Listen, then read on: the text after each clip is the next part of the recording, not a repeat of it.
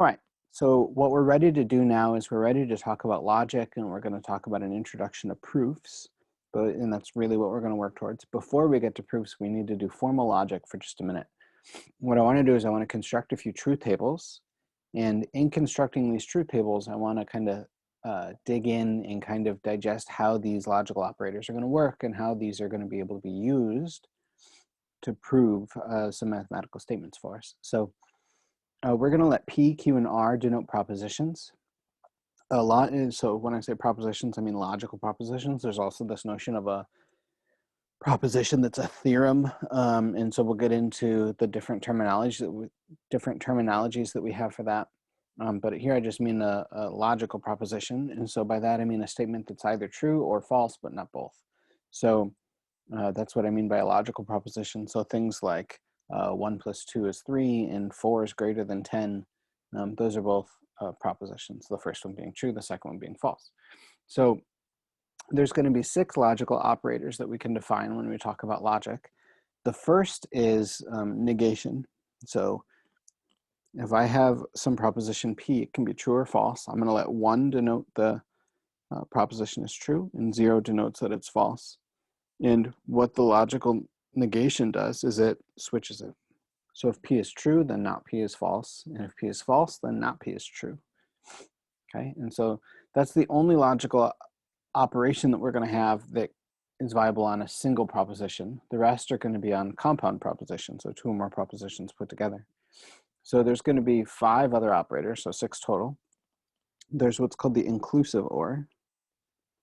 And in order for P inclusive or Q to be true, and whenever people say or, this is what they mean. Okay, so just by default, whenever you hear the word or, this is always, we're always talking about the inclusive or. But in order for P or Q to be true, at least one of P or Q needs to be true. I can't say it without saying the word or.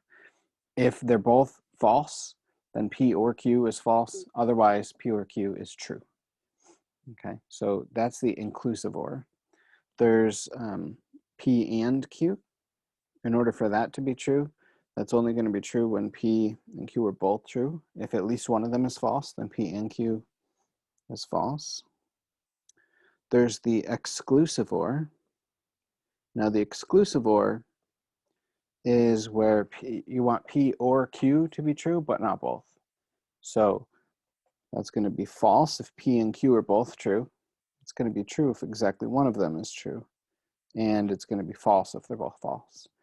I always like to think about the example of going to eat, and people want to know, so if you go to a wedding, say, people want to know, do you want the chicken or the fish? That's an exclusive OR, right? The implication is that you can't have both.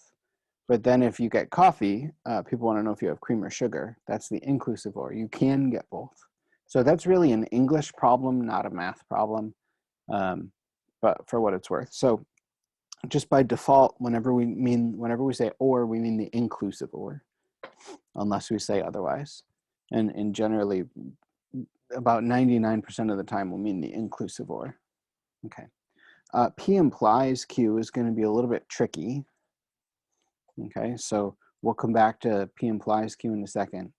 But P if and only if, so this is P if and only if Q. What that means is that P and Q have the same truth value. So that'll be true if they're both true or if they're both false. And if they have opposite truth values, then P if and only if Q is false. And then P implies Q is a little bit tricky. And just to get a handle on why this is tricky, I want to think about a few statements. I want to think about the statement, if X is odd, so if X is odd, then X plus 1 is even. And I hope you would all agree that that's a true statement. So if X is odd, then X plus 1 is even. Okay, so if you take an odd number and add 1, you get an even number. I'm not saying anything terribly enlightening or terribly interesting, but in this sentence is hidden at least one of the rules for P implies Q. When we say P implies Q, I just want to point out that P implies Q is the same as if P then Q. Okay, so P implies Q, or if P then Q, those are the same statement. So that's why this is an implication statement. So this says that X is odd implies X plus 1 is even. Now, we agree that the statement is true. And so the statement is going to be true if X is odd and if X plus 1 is even. It's also going to be true if X is even. Notice that this is a little bit tricky, but if X is an even number, the statement is still true. It just doesn't apply, but it's still a true statement. So we're going to let this be true even when the first statement, this P, which we'll call the hypothesis, even if the hypothesis is false, this is still a true statement. So we're going to say that this implication is true. This is a little bit tricky, but there's good reasons for that. And then if the hypothesis is true but the conclusion is false, then P implies Q is false. Let me just emphasize a little bit more. And this implication is going to be the one that's going to be most relevant for us for our course, because many mathematical statements, many mathematical theorems, propositions, facts, however you want to say it, are of the form if P then Q, right? So this is a very typical statement, if not a very simple one. Just if P, then something else happens. Okay, so this is going to be really our main logical operator that we're going to focus on over the course of the semester. All right, so let's talk a little bit about it. When we do P implies Q, P is called the hypothesis. This is the thing that this is the first part. Q is the conclusion.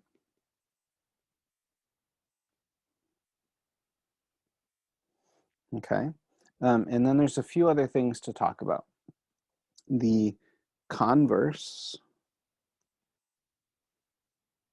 of P implies Q, whenever we talk about the converse, that's the statement Q implies P. And notice that if you mix up the order of P and Q, you get a different truth table that tells you that these are not the same statement.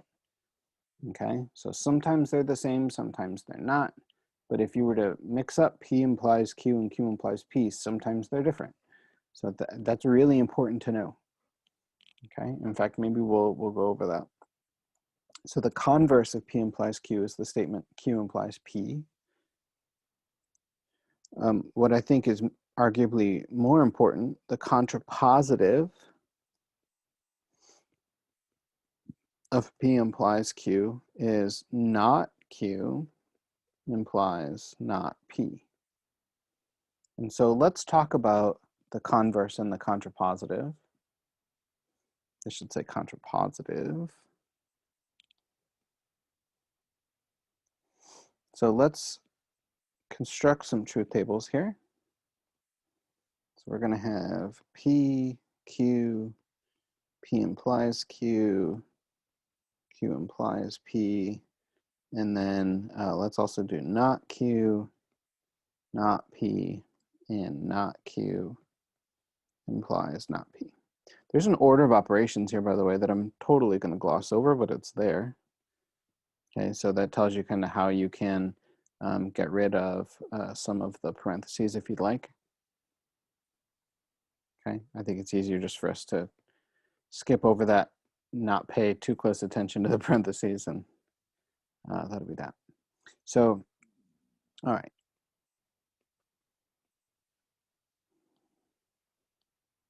So we're going to have, why can't I draw a straight line here? So we're going to have 4 different possibilities. I always like to draw my truth tables just in that order, where P is true, true, false, false. Q is then true, false, true, false. And then P implies Q, we just talked about, just by definition, has those truth values. So 1, 0, 1, 1. Now Q implies P will be a little bit different. Notice that if Q is false, then Q implies P is true. And if they're both true, then Q implies P is true. But if the hypothesis, which in this case is Q, if the hypothesis is true, but the conclusion is false, then the implication is false. Okay, so notice that these are different truth tables. They have different values. That means that these two statements are not the same statement. They're not equivalent statements. Okay. Now let's talk about not Q and not P. So we're just going to negate these. So I'm going to take all the values of Q and I'm going to switch them. So if they're ones, I'll make them zeros. If they're zeros, I'll make them ones. Likewise with P. Okay. You can think, if you want to think about it this way, you can think of these values as kind of the binary numbers from 0 to 3. Anyways, so if you have not Q implies not P, again, if the hypothesis is false, then the implication will be true. And if both the hypothesis and the conclusion are true, then the implication is true. If the hypothesis is true, but the conclusion is false, then the implication is false. And I want you to notice, okay, I want you to notice P implies Q and not Q implies not P have the same truth values. This means that these are the same logical statement. They are equivalent to one another. Okay, so those are equivalent.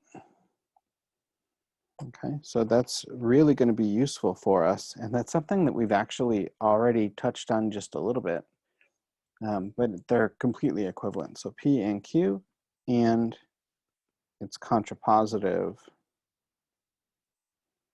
So the contrapositive of that implication is not Q implies not P, not P, are equivalent, and by equivalent, what I mean is that they have the same truth value. So meaning these compound propositions have the same truth value. So that's going to be really useful for us because sometimes we'll use a proof by contraposition. We'll talk about some cases where the contrapositive is actually much, much nicer to prove, much easier to deal with. And if that's equivalent to the original statement, that's very useful. Okay, so meaning these compound propositions have the same truth value. All right.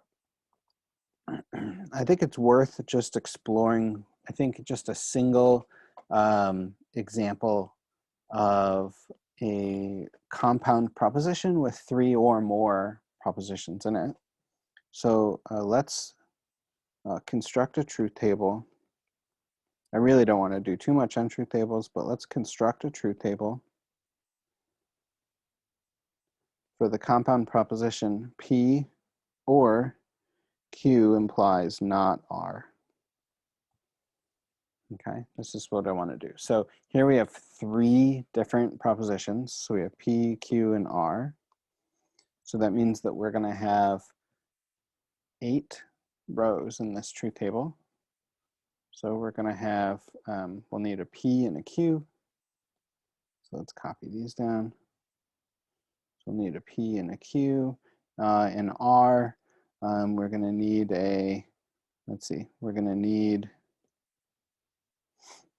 let's write it down. So we have P, Q, R. We're going to need a not R. We're going to need a Q implies not R. And then we'll need our overall proposition, P or Q implies not R. Okay. So got one too many vertical lines there. So let's get to work. So let's think about how many terms we're going to have. If we have 3 logical operators, so if we have 3 logical operators, we're going to have 8 values in our truth table.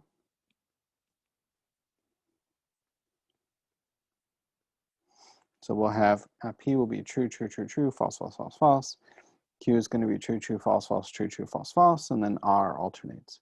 Again, I like to just systematically do the same starting values for P, Q, and R.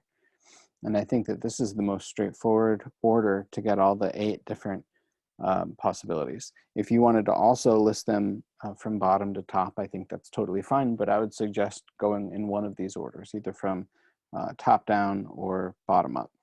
And again, whatever order you want is fine. And if you want to mix it up, that's also fine. It's just, I think, a little bit more confusing. It's easier to do this when you have the same values in the same rows, because then it really makes thinking about these logical propositions a little easier. It's a little bit more muscle memory rather than actually working it out. So not R is going to take R and negate all the values. So 0, 1, 0, 1, 0, 1, 0, 1. Q implies not R. Okay, we're going to look at, let's see, if Q is false, the statement is true automatically. So nothing to think about there. If Q and R are both, if Q and not R are both true, then the implication will be true. So let's see. So Q and not R. And then otherwise, if Q if Q is true and not R is false, then the implication is false. Okay. And then finally, P or Q implies not R. What we're going to do is if P is true, or so if P is true, or if Q implies not R is true, if at least one of them is true, then the or statement will be true. So certainly for the first 4 statements true, because P is true there.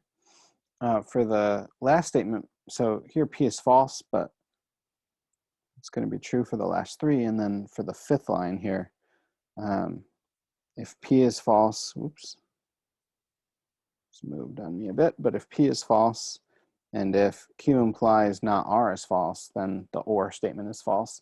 Otherwise, they happen to always be true. Okay, so this is the first example where we have 3 propositions in a truth table.